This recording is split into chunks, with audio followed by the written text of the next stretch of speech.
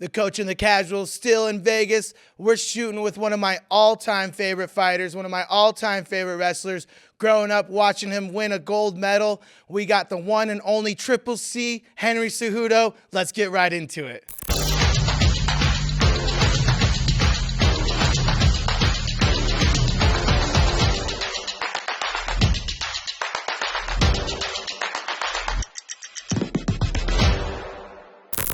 Oh, hey, we've made it. Hey, you know, we're gonna have to start this off though. Can you guys kiss the biceps before you we get- start? Yeah, hey, no, we're gonna start it off, Triple C, and talk about. Are we able to zoom in on wrestling. that? Because that's about the size of Mackenzie Dern's, I think. Yeah, That was pretty close.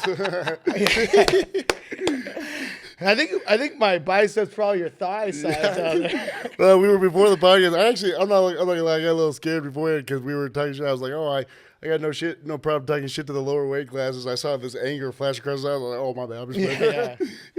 It's funny when the casual said that. I went like this. Money, money, money, money. Tell me all you want, baby.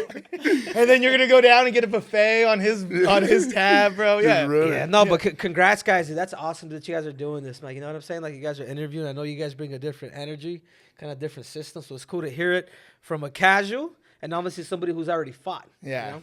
Well, I'm like you, bro. I'm now Hold on, coaching. stop right there. Don't What? say I'm like you. I am like there's you, dude. There's definitely levels to this game. I'm a There's coach now, but I'm retired, bro. Okay. But I'm like you, different though. I retired once. That's the only difference.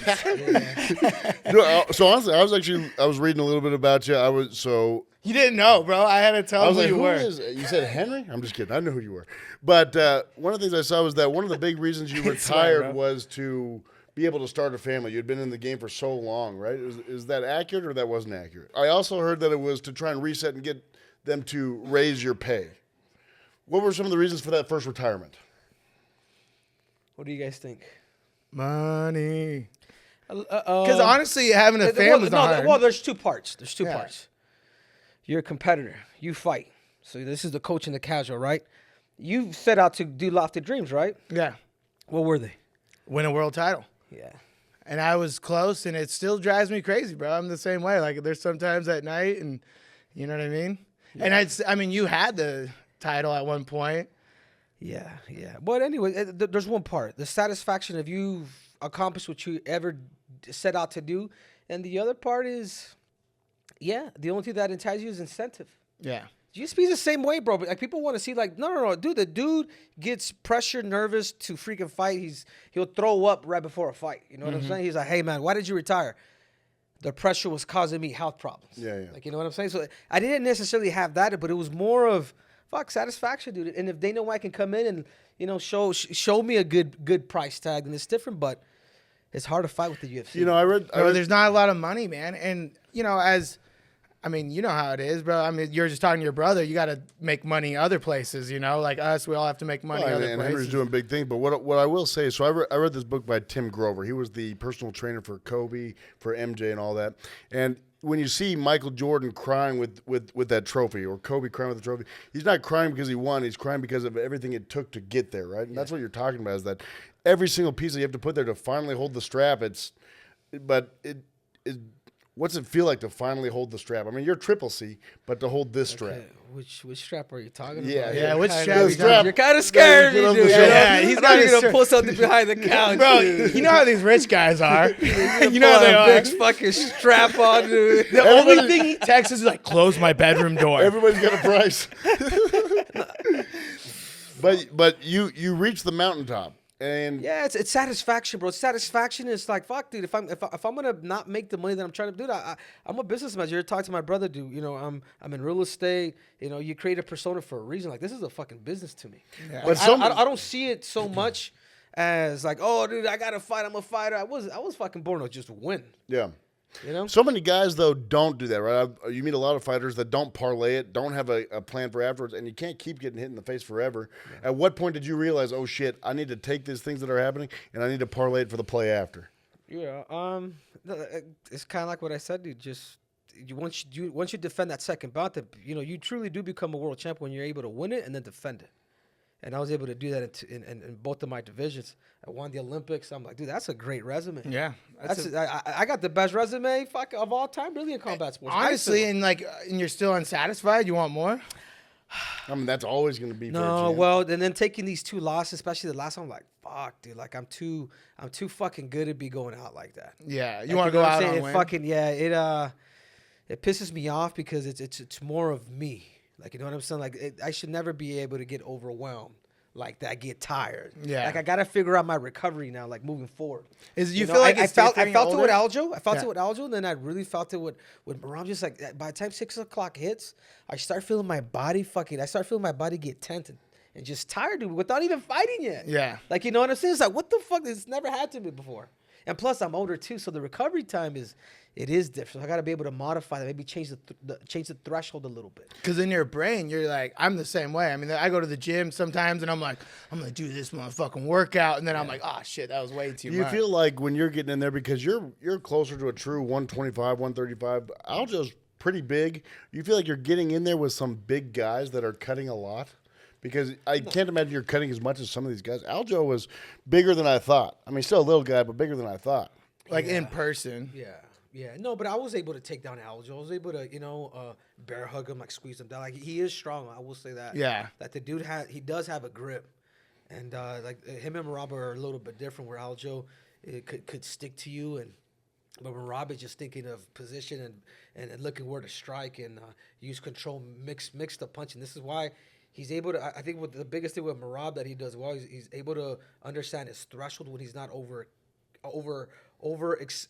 overpassing it to where he's how can I say he's able to finish the fight from the round 1 to round 5 the same fucking way. He doesn't get But tired. that's the same reason why he doesn't knock people out. Yeah. He invests more on the fucking race. Yeah, exactly. He's like he's just fucking making those takedowns, keeping that same pressure. He's never going to 6th gear. He's staying like 4th to 5th, and he never gets out. Here's something that I've been It's training. like Aljo gets tired. But go Yeah, ahead, sorry. Aljo. Yeah. I was gonna say I've only been training for a year and not I get my ass whipped by the brand new blue Girls. belts, right? And not the girls. You got heel hooked by a chick. And, Yeah, heel hook. a white that belt doesn't girl. count heel hook. Yeah. Anyway, what I'm saying though is that the amount for people who haven't done any fighting, the amount of gas tank it takes is not like even being a great runner. It's a totally different thing, right? At your guys' level, being in the UFC. Do you get into deep water with your gas tank at some point? You said you were tired. I mean, what's it like when you're in there in a big fight and your gas tank's up? Fuck. Well, that was my last fight, pretty much. So that feeling is it's almost something. No, it's almost something that happens. Something that could happen to a lot of fighters. It happens in the fight, but it could be happening before, and you got to fucking figure that out. So that's kind of the conclusion where I'm at. I'm like, so I've been really trying to figure that shit out too, because if I'm able to figure that shit out, boom, all right, look at the first round. Look at the first round. Where is it that I actually almost knocked him out? Like, look how I was moving just enough to not get him to start setting his fucking pace.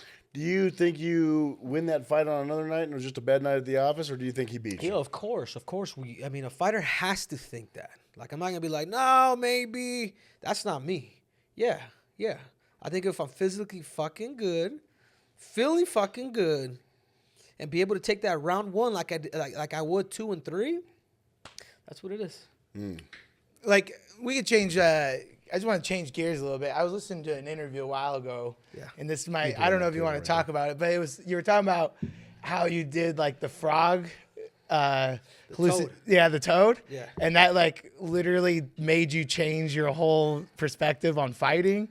No. Or you were saying something like it helped you like move forward. I think it just you guys mess around with psychedelics or no? I mean, I do. I don't. Yeah, I do. Have you done the toad? I've never done the toad. You know what the toad? I've you done know what the almost toad everything is? else but the toad. When you do a psychedelic like the toad, it's almost like you're gonna witness death and life, bro. Yeah. Who do you think was the first guy in history to be like, I want to lick that toad's ass? Probably Mike Tyson. Mike Tyson. Oh, No, he I've loves never that done the shit. toad. I mean, I've done like grandmother and like all the other like DMT and stuff like that. But I've never been urged, but I remember hearing your story about it on like some random podcast. I don't Rogan. remember. Was it Rogan? Oh, is that who it was? some random podcast. Yeah. Biggest one in the world. Joe Hogan, as the Brazilians would say. Joe Hog. I'm Hamzi, bro. They always call me Hamzi. Hamzi. And so I was like listening to that, and I was like, one of the things, psychedelics helped me retire, bro.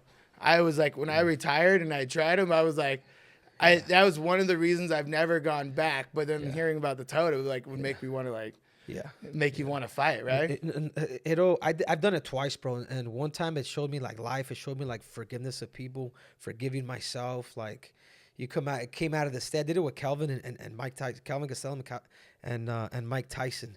It just takes you to a place where, man, it pulls out everything that's kind of, laying heavy on you. Yeah. But it explains it to you through emotion, to where you come out of it, you're like, damn.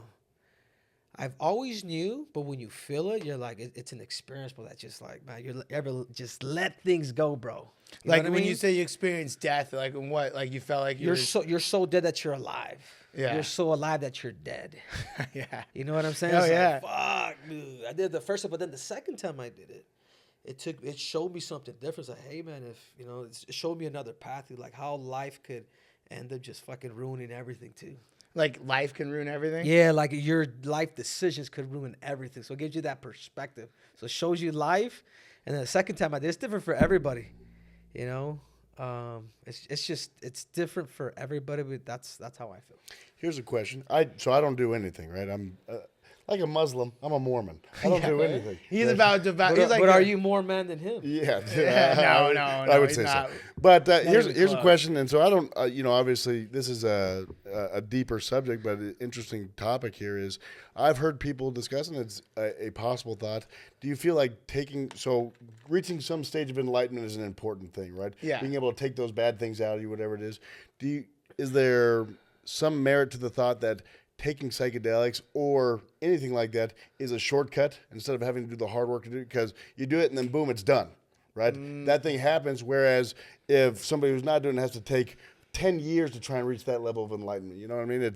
I think though it's not that, because the integration is the most important thing. That's a great question. Yeah, like you can have these experiences, but then whether you apply it to your life and integrate it in your life is what matters, Just like, you go to church and there's some assholes there probably, and you're like, how you I'm praying? one of them. Yeah, you're one of them. And I'm one of those assholes too, and I think it's all about, I don't know, what do you feel? Yeah. I think there's some people do that therapy cannot do shit to them. And I think if you don't get it quick, bro, you probably should do it. Yeah. Because it's just not healthy having resentment. Yeah. You know what I'm Well, I saying? think too is a lot of it comes with age. I mean, how old are you, Henry? I'm 21. Oh, Yeah. nice, dude. About how old are you? And you're in 30s, obviously. I'm 32. All right, Ramsey's 36. I'm 22. Yeah. Okay. Hell yeah. We're in our 30s. I'm joking. I'm 37. Okay, so we're in our 30s. I know how old you are. I was like, I'm pretty sure he's like I feel 36. You guys are trying to be political. Yeah. Come on. No, but what I'm saying is that Do you identify as a boy or a girl? What should we call you? what I'm trying to say though is that as we get into our 30s, we understand more too. We've got more empathy. When I was a 20-year-old dude, I just wanted to fight people. I just wanted to do all these things. And as I've gotten into my 30s, I'm a father as well. I've got 3 kids. I've been more empathetic towards people. It's all a journey in life. How is that juxtaposed with your fighting career, where you have to be a character in front of the world stage? How do you explain that eventually to the people who look to you and know Henry? Fuck. It is me, just amplified. Yeah. And you know what I'm saying? Like you, I mean, that's you. Whatever your actions are your actions, but it's funny to. I always think of like creating storylines. Like creating a cool storyline where you start beef with somebody, you get people emotionally involved, and you're kind of able to see it. Yeah. You know what I'm saying? Like it's cool. I think at times it's kind of boring when you don't put something on the line. Yeah. Yeah. And I've been competing at the highest levels, dude. And I've noticed that was one of the things that kept me on my toes, dude. Yeah. I was like, all right, man, now you're you're world champ. Now you're dabbling with fuck you, Yeah. throwing pillows and fucking slamming snakes. You know what I mean? Like, Yeah. So Kind of like, kept you honest. and it's kind of fucking fun, dude. Like, you know what I mean? Like, if people really, if you really get the game, it's actually pretty fucking fun. So for you, you've always been very good at shit talking and making a fight and doing promo there. It's put you in a lot of fights that maybe you didn't deserve to be in just skill wise. I'm just kidding. It's actually the opposite. There's been people who have talked shit and been able to get into fights with you that maybe they didn't earn. Do you feel like some guys have earned their way into fights with you that they didn't deserve, or what? Like who? Aljo? You don't think the casuals coming out right now. Yeah. You don't think that the person that left with and the cool thing about it, bro, is that Monday I relinquished my belt. Yeah. So it's like, no, here, man, let's let the division move on. Yeah. Like, you know what I'm saying? So I defended both my belts. Is if DC was to come back, what's the difference between me and DC? Let's say Daniel Cormier retires for 3 years just like me and then comes back. Yeah. You wouldn't give it to him? Yeah, of course. True. He's the champ. No. Like, what is it? Because I'm Mexican, dude? I'm saying the opposite. I'm saying they got fights with you. Yeah, honestly, A it great is exa- because of that. a great I didn't example- want to say it, but like we were pretty racist. Yeah. We're pretty racist around here. That's why we actually paid you a lot less than the other Yeah. guys. We pay everyone else triple what we paid you. usually- Hey guys, I'm 100,000 richer. Yeah. So I Usually- appreciate It's so you all must right have- though. It's all right. Usually we have people come. You're to, Mexican rich, bro. Usually we have people come to the encore. We picked up Henry. We got Arab money over here. We picked up Henry at the Home Depot this morning. Yeah. We said, hey, amigo, you Yeah, want you to want talk? to do a podcast? I'm a hell of a plumber, dude. Yeah. But seriously, I mean, like when you fought TJ, right? Do you feel like TJ earned that just because of his shit talking, or what? Yeah, it's Because story- TJ it's- got his ass whipped. This is what I'm trying to tell you guys. The storyline, what you guys are doing. You're not is trying to different. tell me. You're trying to tell the casual. Yeah, Yeah, I'm look sorry. over But there. mostly you're trying to tell Ram. Yeah. That's all it is. And plus, it's like at that time, Demetrius Johnson didn't want to fight TJ. Demetrius Johnson wanted money, but if I could take things back, I just wouldn't fight with the UFC publicly, dude. You build a relationship. You continue to keep winning. That's man. a lot of what Sugar If you does. do that, then we'll take care of you, man. So, what was the question? Well, I don't know. I felt like that. I remember one time I was like trying to get more money and then went publicly and then you kind of fuck yourself. You know what I mean? Like, So, yeah. So, what do you think about that, casual? I've always said that. Yeah. I think the UFC has a big problem, right? With all of these non-US stars coming in, because the casual fight fans are always going to like great fights, Yeah. right? But the casual fan, I like the beef. I was a huge Masvidal fan because he punched Leon in the backstage, right? Yeah. I love the beef. I think that as we get more and more non-US stars that aren't great at English, I think you're losing a lot of the promotion. Right? Because this part to me, I'm like, oh, dude, do you see what Henry said to him? Oh, he's going to do this. Don't you think that as the UFC moves away more and more away from American stars, that they're going to have bigger problems with the casual fan? Yeah, well, I think the biggest thing that helps, bro, you do got to speak English. Like not necessarily like it'll really make you a megastar. yeah. Like if you're you'll be a star, but if you're not, you know what I'm saying. This is why Conor McGregor was able to become the star that he is. talk. Yeah, because Same for Chael. Chael was in a lot of fights that he fought John Jones. Yeah. Chael shouldn't have been fighting John Jones. Yeah, but what did he do? He created that storyline. He's like, you know what? I was like, hey, John Jones, answer the call. Like I talk about a lot of times when I do make decisions, I'll call Chael. I was like, hey, Chael, what do you think of this? He's like, ooh, I wouldn't go any further than that. Like, he'll tell me, he's like, dude, don't become Kobe. Yeah. Colby, That's the goal. You always wanna go as Colby's far, running but to not the jail, Colby. but nothing. Colby goes too far. He's talking about people's dads being in hell. It's like, dude, nobody likes that. Yeah. Nobody's like, oh, that was a good one, Colby. Yeah. fucking It was kind of crazy. funny though. Now that you're looking back, it's funny, right? Now we're looking back. Is it funny now? No, that's not funny. Oh, all right, my bad. Maybe I thought it was a little funny now. I Yeah. mean, I Whoa, I get it, but you just don't mess with people like the deceased, man. That's yeah, and fucked family. I don't know, bro. I feel hard, man. I came into the UFC when Twitter was just brand new. There's no editing. Literally, my Twitter feed would be just people just talking shit to me all day, every day. I would have Instagram messages like, you fucking faggot. I hope you die. Tony Ferguson knocked you out, and I wish you never woke up. And then they like said And that was pictures. just me too. Yeah. They said pictures of like me with my family. Like, how can you be? And I'm like, what the fuck? So I actually took all of like my family pictures off of the internet. But then after that, I was like, I'm no holds barred, bro. When I talk shit to fighters, I'm hard as fuck. Like, I'm like, you suck, you're the worst, and then they get mad at me and like come back. I don't know. Like, do you talk shit to people now that you're a fan? And do you have any genuine animosity towards anybody on the roster, as opposed to just pushing fights? All of them. Everybody was 135 pounds. Want some? Yeah. They're all on my That's, hip. you know, that was Fuck them all. That's what Jake. We had Jake Shields on. He was like one of our first guests, and we're like, "Do you like?" Oh no, it was Mike Perry. Oh yeah, Mike Perry. We had him. Do you have like any animosity towards anybody you fought? He's like, "Yeah, I hope they all die."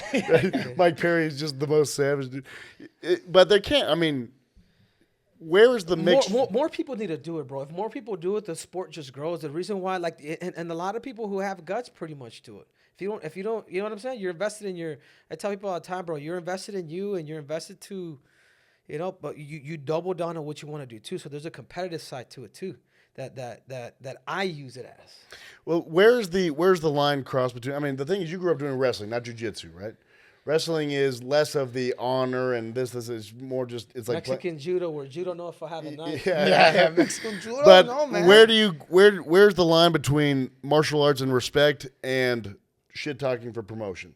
Because I'm sure there's something that twinges inside you, like, oh man, we are sharing the octagon together. Yeah. No, I mean, Mike Tyson always says everything goes. So as much as I can say, hey man, Kobe, like I don't want to go that far. That's on him.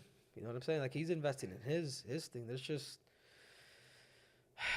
he just don't bring up the deceased, man. I think that's the biggest thing, man. Like everything, but Tyson said it. He said it. I was with. It was me, Mike Tyson, and Khabib. We're doing hot boxing together.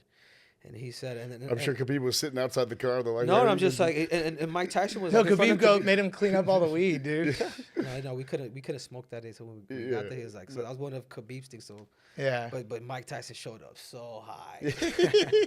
Dude, I'll tell you something about Mike Tyson. We had him at this event in Salt Lake, and his only request was like 3 giant bowls of blueberries, and he just eats blueberries by the hand. Oh, so you guys interviewed Tyson too? No, we didn't interview him. It was for a business event. I've got another thing. Yeah, he loves blueberries. Loves blueberries. Yeah, we love to interview Tyson. Mushrooms on the freaking dude. He's a trick. And we had to pay for the rental because it just got filled with weed. The whole rental had to get paid for it. It was at that one. You remember? All right, and then like go back. What do you think on Tyson and Jake? Yeah. How's Tyson feeling about Jake coming up? Jake Paul.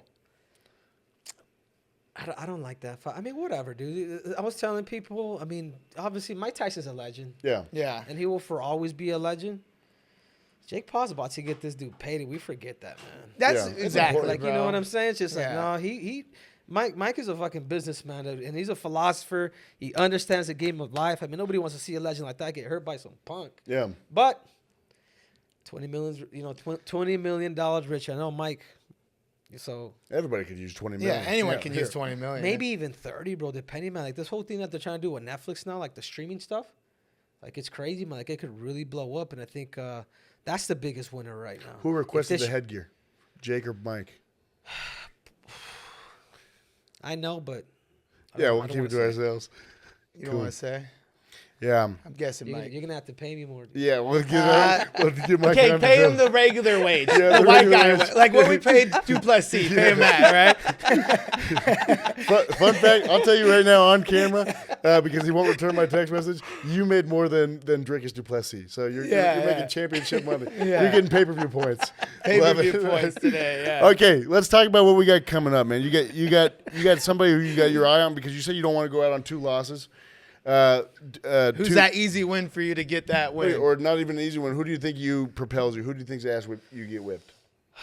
I mean, there's a lot of options, bro. There's Jan, man. Jan can give me Jan, maybe Cheeto. Yeah, those are good fights. We'll Pewter, see, man. Pewter or just maybe won. I don't, or maybe going down to 25 again. I don't know.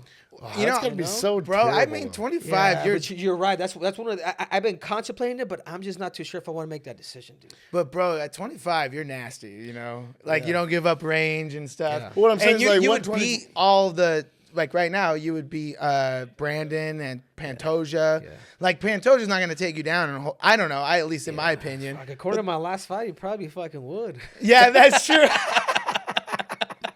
You know, the thing is, at 135 and 125, though, aside from having to do the cut, which is terrible, you know you're walking around at victim weight. Is that just mentally difficult, just walking around in public, or what do you think? No, you're Kinda. yeah. It's funny. I wrestled 121 or 25s. I think my freshman year in high school. No, it's fuck yeah. It's hard. What are you It's walking around at?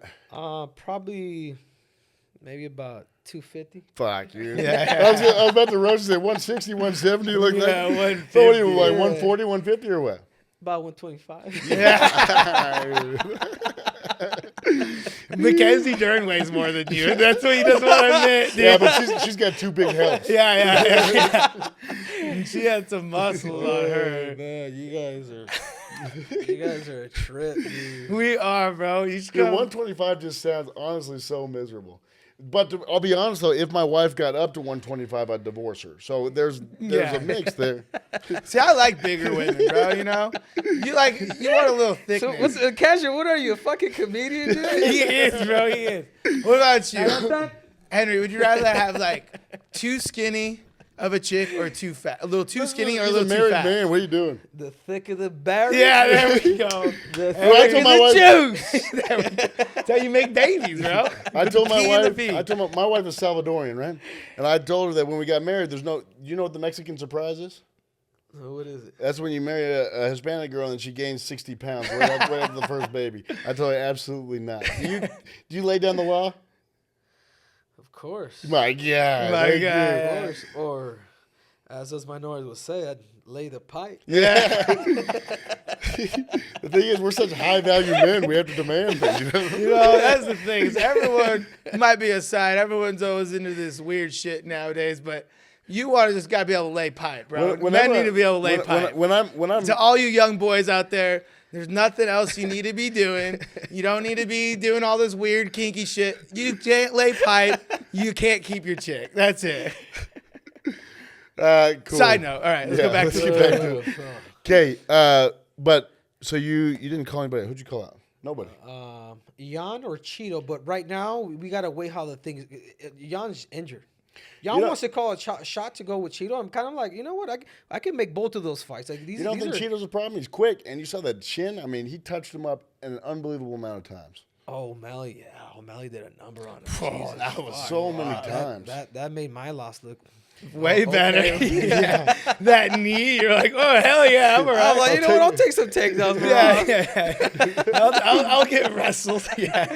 Anyhow, bro, you know what's crazy, Ramsey? I'm a big fan of real sports, dude. Really? And I saw you on that episode, dude, with the weight on Real cut? Sport. Yeah, so cool, man. It was such a good, because real sports that's the mecca of sports, man. Thanks, bro. I So appreciate the fact that it kind of like telegraphed like what a fighter go through is like, fuck. When I saw that, I'm just like, yeah, I don't want to come back to fighting, dude. Bro, well, You know what I mean? It just Actually, reminded after me- that, it was my last time ever making 55. And I've never had doctors there. Yeah. And since the real sports, they brought doctors to monitor me. And when I've realized that I was having kidney shutdowns and like and then like months later, the doctor like evaluated all my, whatever, like numbers, and they sent me the report, and they're like, basically my kidneys shut down, my liver starts malfunctioning and starts, what's it called, where you start producing like toxins or whatever. I forget what it was called out of your liver. On your period, or Where you get like enzymes in them, you know what I mean? And I literally, bro, I had to shave my fucking head to make 55. It was rough. And honestly, they weighed me and they put me in like one of those things where they like test your like body fat, all of your weight. And my body is 165 pounds, completely dehydrated. And somehow I'd make 155. Crazy. I've long since contended that The shit you do for money, huh? Yeah. That's not even the worst things I've done for money. Stripper Ramsey had to put myself through college, dog,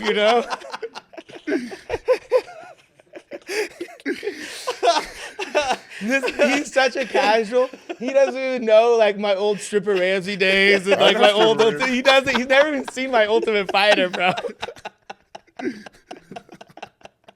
You gotta get paid, bro. You gotta get paid. would He you? doesn't even know I actually fought in the UFC, really. Like, some days he's like, People like talk to me. Like, he's like, yeah, that's it. Ah! Fuck! You've been fighting and weight cutting a long time, Henry. Do you agree that sometimes fighters play up how bad weight cuts are?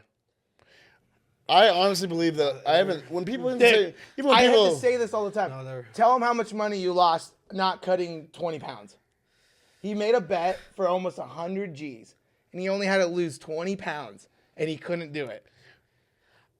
Was it a bet between who? No. Between him and his, I can't fucking do that. me and a buddy of mine. Yeah, but his partners and shit are like, and it was like for like, yeah, I'm not betting 100 G's. Actually, I would because he wouldn't. He's like, I bet you I cannot. Yeah. And I'm like, I'll bet it, but if you make it, I can't back that bet up. So it was a win or win, you know. Yeah, But that's how shitty he is, and he always tells me I'm a bitch when it came to cutting weight. Don't you think so? Here's what I've said. bro. Here's what I've said for Ramsey because he's being such a pussy. He's younger than you, right? Not much. And, So you're 23? I'm 20. Yeah. I just turned 23 actually. but what I'm saying is that don't you think the ultimate fight for him? He came into he was on the Ultimate Fighter finale with Tony Ferguson, right? Tony Ferguson, I honestly think I could go in there and whip his ass. Right? Yeah, for sure. Anyone could. He's struggling. So don't you think the ultimate retirement fight for Tony Ferguson would be Ramsey? Because that's how he came into the UFC. That's how he goes out of the UFC. Pay Ramsey 100 G's. He would do it right now. That's 1/3 of a Oh, bonus. bro, I would do it for 100 G's. Yeah. And that's a great fight for him to go into. But Honestly, I might get in trouble for some elderly abuse though on that one. That's like kind 100 of G's. I'm like, what would you do for 200? yeah, What would I do for 200? he'd fight Ngannou. All right, what are we gonna do? Do this. This shirt's about to come off. Dude, you guys gonna get canceled, dude. Oh, we're on 2 strikes. Jake got a strike number 1. We can't say his joke. Yeah, we can't say his jokes. Yeah, his joke about No, don't. we Just don't can't even say mention it. And then Chris strike- Curtis was talking about midget porn. midgets. So you're strike number 3. And Chris It's been a Curtis- good run, everyone. We'll see you later. But yeah, talk about your show with Kamaru. We actually tried to get Kamaru on. He was too big for us. He didn't. Yeah. I've met Kamaru twice. Honestly, he said the money's not worth his time, and you just came running, dog. That's the difference. Okay, I'll put the man on blast. We paid him more, but Kamara's like, it's not worth my time, bro. every time I meet Kamaru, Kamara said it's not worth his time. I think time that's I the meet difference Kamaru, I pay say- between a welterweight and a champ and a. every time I meet Kamaru, he never wants to talk to me at all. Is he just like a surly dude, or does he? He was so famous that he keeps himself guarded. Because you're also, I mean, we were walking up and you got recognized a couple of times. He's just a surly dude, or why do you love having him as a partner, co-host? Because he's the only guy that want to do it with me. Yeah, I'm sure a lot of people do it. He's the only one. Yeah, come on, it's different, bro. Like when guys are popular, a lot of dudes they kind of like to stay Remove. reserved, I bro. And I understand. feel like Kamaru's, that's he's a good dude, man. He's just He's What always can I respectful to me. I think, like, don't you say it, like, when you're a fighter, and especially in Vegas, random people coming up to you, you're just kind of like, yeah, but like another fighter, you're kind of like, oh, what's up, bro? It gets annoying, dude. Yeah. Like, Yeah. oh, the fat. Da, da, da. I'm like, fuck, man. Yeah. You try to go to Like, a I had weigh-in, Yeah, it's I'm like, trying to go to Wednesday. Hey, dude, look, my dad. Hey, let me call my brother. Hey. yeah. I'm like, Sign okay, so this. I'm a clown now. Like, Yeah, Hey, do a trick. you know, so I lived. I'm you like, do a no. flip? I'm like, no, but I'll do some plumbing. Yeah. You're like, you can pick me up at Home Depot later, guys. So this is an interesting point. I want to make on that. So for me, I lived 2 years in South Africa, right, and Botswana, and most of the time I was the only white guy, like walking around, and people would just be yelling at me, like, hey, trying to get my attention. What I often thought and said to fighters is that the pay doesn't match the celebrity. In that you guys get bugged. Other celebrities, they're making millions and millions and millions, and they get stopped. Whereas you guys are making hundreds of thousands, maybe millions when you're doing great. But the celebrity, it's just such a drain on your life. Is it very difficult for you, especially when you're around in Vegas? I mean, in Vegas, it's such a fight city. Yeah. Fuck. What about, like, with your kids? Like, I get nervous putting my kids up online. I don't know, man. I'm a pretty open dude, so I think a lot of what you see on social media, it's like it's cool, man. It's cool because you're, not just that, but you do it for your family too.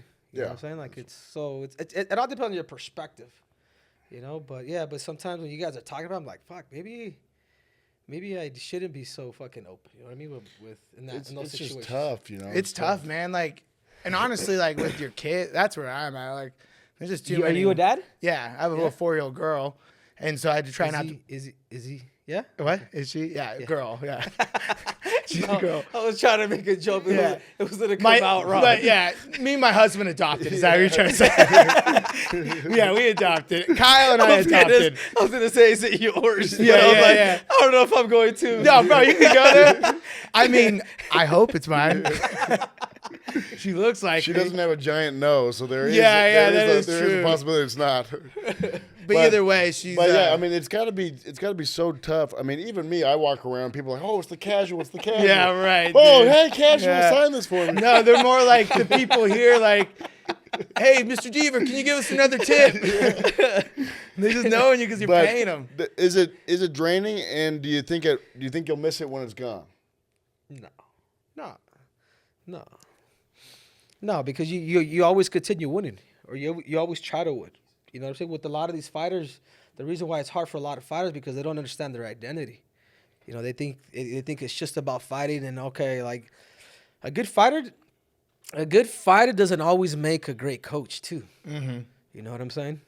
Like a lot of fighters will probably just they'll teach us just their methodology and how they fought and their combinations. Like no, a good fighter who's a good coach is like he gives them freedom.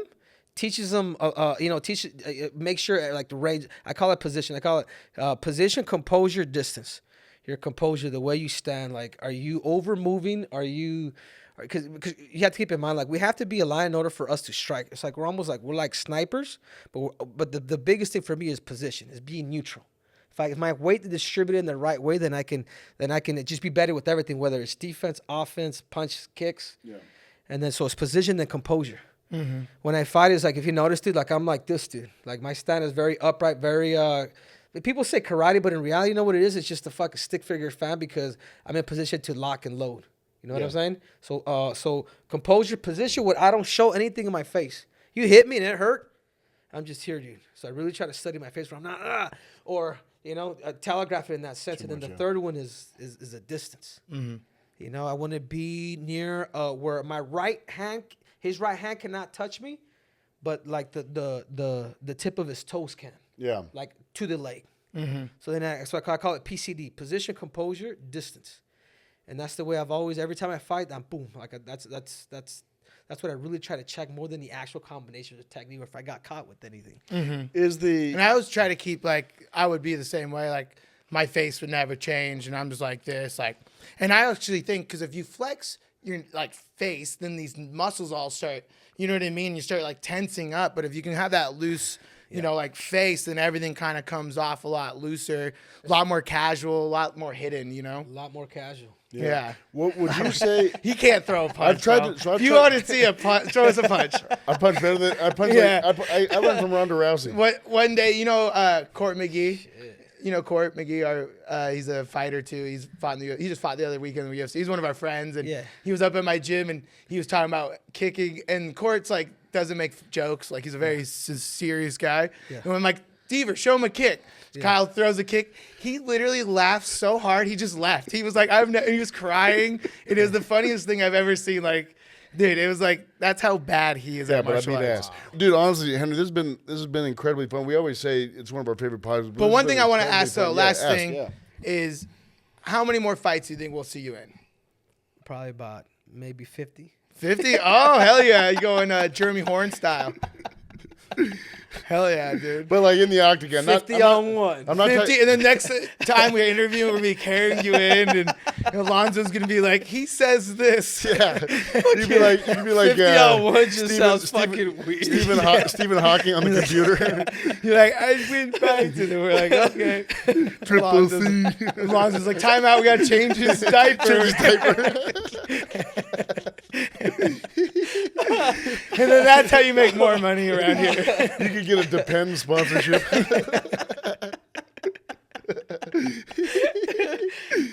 Cool. But how many fights do you think you got left in you, Henry? And I'm talking about like in the octagon, not like John Jones style at home with your wife. Yeah. We got plenty of those. I could do those till the day I die. Oh, shit. Just kidding, John. Oh, man. Oh. Wow, you guys, I thought I went low blow. You went down the hole, dude. And he peed on it. And then he licked it. These rich guys are weird, bro. You gotta watch him, man. I think we've reached Don't the look point. in his room. I think we've reached a point where we're not going to get that answer there. Guys, Henry, super grateful to have you, man. And incredibly grateful to be able to watch you for my whole life, your career. So thanks for coming on, man. Thanks so much. Yeah, of course, man. No, thank you guys. And best of luck, dude. Best of luck with everything. I think you guys are onto something good.